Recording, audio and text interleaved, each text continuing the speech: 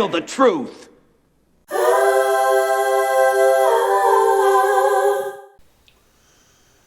Good afternoon, everybody. I hope you're having a good day, and I hope it continues to be a good day.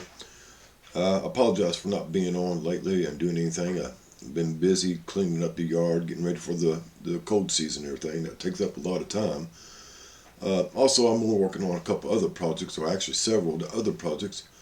Right now, I'm working on a book, and I'm not going to give too much about it. It's a kind of a science fiction novel, I guess you will. And also perhaps a screenplay for the book, and perhaps not. I'm not sure yet how that's going to work, but I am working on these things kind of on and off as I can. I just finished a publication today that I will probably have out for print, or at least publication, to be put out for a reading for too long.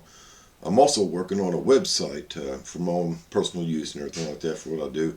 Might have some items for sale or links and stuff like that, maybe even a podcast. Really wanting to try to boost things up and get a little bit more out there and everything like that, especially since the cold season's coming on. And I really need something to do besides sitting around watching Star Trek reruns. All right, that's the truth. So anyway, current events. Gosh mighty guys, there's a lot of things going on and everything like that. But one of the things I want to focus on is what might be, and that's one of the things I always do, is kind of talk about what probably looks like what's going to happen. And one of the things I've noticed, and hopefully you've noticed too, is the pro-Israel, the really strong pro-Israel stance inside of the United States from our government recently. In fact, we have several political figures that has dual status with the United States and Israel, dual citizenship status. That's kind of weird. But let's give it a rundown here like that. But everything we've seen, now hopefully people use this with an open mind, that Trump really is pro-Israeli. With the things that's been going on, the aid, Alfred and everything, and rulings going on. One of the things I did notice that's really strong and really goes against my things that seem right is the really strong reaction against pro-Israel, anti-Jewish or anti-Israel speech, hate speech as they call it. In fact, they've gone as far as to announce that Israelis are a different race. They're not like the rest of humans, most of the other people, everybody else, but they're a different race. And I didn't know a country could be called a race. But anyway, that's really kind of strong language coming out of the White House, guys. And it's really evident that we do a lot of that. And the thing is, guys, I noticed the other day, a while back, maybe 3 weeks ago, when Netanyahu visited the White House, he met Trump at the door of the West Wing, I think it is, maybe the East Wing. I don't know which wing is which, but anyway, he met them there and walked him in. Every time Trump has a visiting dignitary from another country, he flies, has their flag standing by at the doorway. You can review all the videos you can think of and everything. You'll see that every country, when they come to visit Trump, their colors have flown at the doorway, even Zelensky, okay? Except one country, and that's Israel. Kind of odd that's the way it was. Now, of course, in front of the cameras and everything on the stage, when they do the talks, the Israeli flag is up there, but when they meet at the doorway, when the foreign dignitary is meeting, usually that country's flag is flown at the doorway, entryway into the White House where they're meeting. It was not done with Netanyahu or Israel. In fact, if you go back and look at it, a lot of them does not have the Israeli flag flown there. Now, we know that all the other countries do. Israel does not. Why is this? Well, Israel is a state, is what it's called. It's called the State of Israel. A lot of the other countries are called the State of, but Israel is importantly, most definitely called a state. Now, a state is dependent on a country, a sovereign country, to support it. And we know that we send billions of dollars of aid to Israel. In fact, we support them completely, pretty much all on its own. Even the industry that Israel has comes because of the United States interactions with them. They depend on the United States.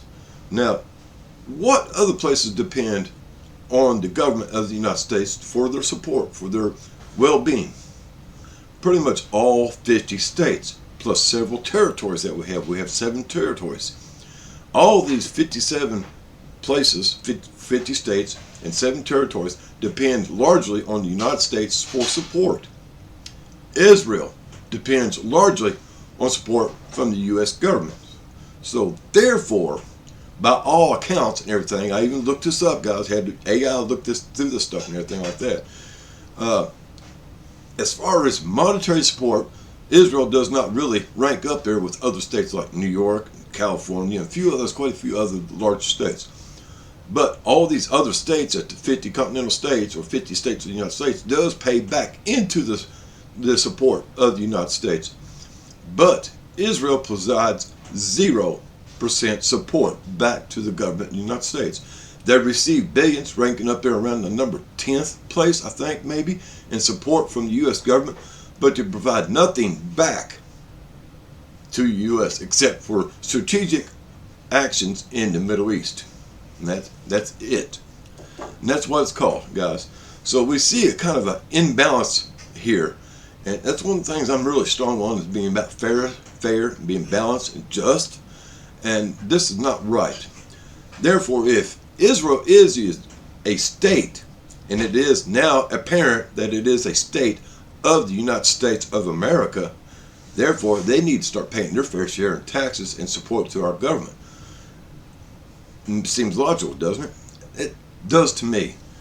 So, guys, that's kind of big right there. One of the things I noticed here strong out, that Israel is dependent upon the U.S. support for their livelihood, all things just about. And they provide 0 support back, or 0 funding or taxes or anything else back to the United States like all the other states and territories do. Something to think about, guys. What's going on with this? Why is this so? Well, it's because we belong to Israel. If you notice all the actions going on, the other countries in the world are standing up and pointing their fingers at Israel over the last actions over the past 2 years, in fact, over the past 20 years, in fact. They're really starting to see a pattern of what Israel's about. Of course, they're going to point their fingers. And then again, we always hear this about the poor Israelis, the poor Jewish nation, everything, how they're vilified and everything like that. Well, it's kind of apparent why, in my opinion. You look at the actions that they carry on across the Middle East, influencing governments inside the United States and around the Middle East and around the world, guys. So these people, in a way, deserve to be vilified, in my opinion. But, you know, I'm not in charge or anything, and I just have an opinion about how things are.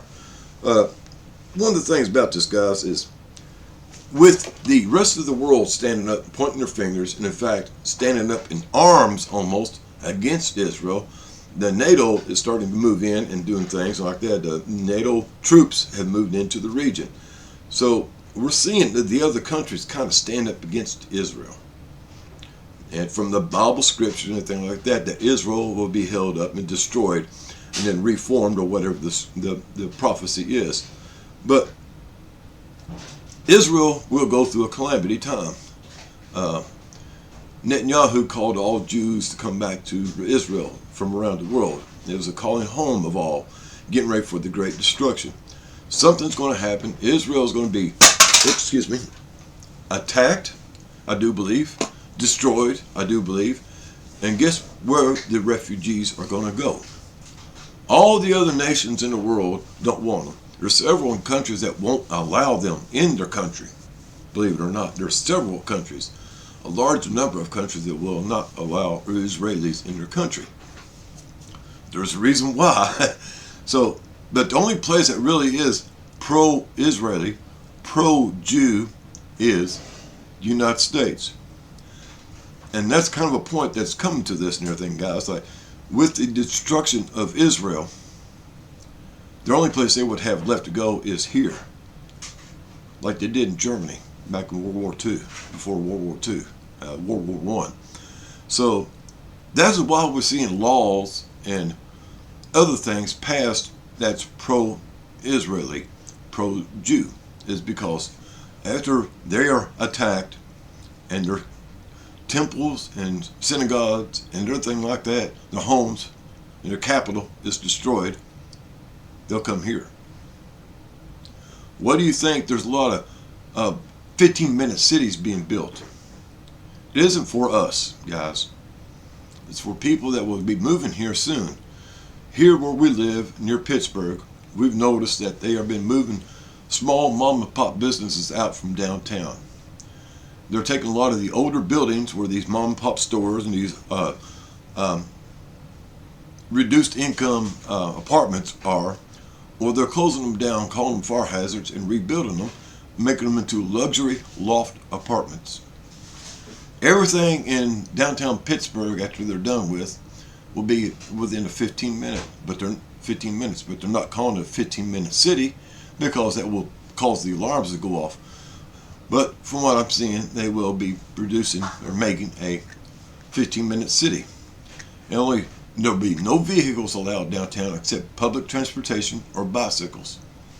And that's another thing they're doing. They're increasing bike paths and bus-only transportation paths inside the downtown area. Look around. Any of your cities around you, larger cities around you, doing the same thing without saying that they're doing it? Well, it's apparent. Anyway, we're becoming a new home of Israel, the state of Israel, the United States of Israel.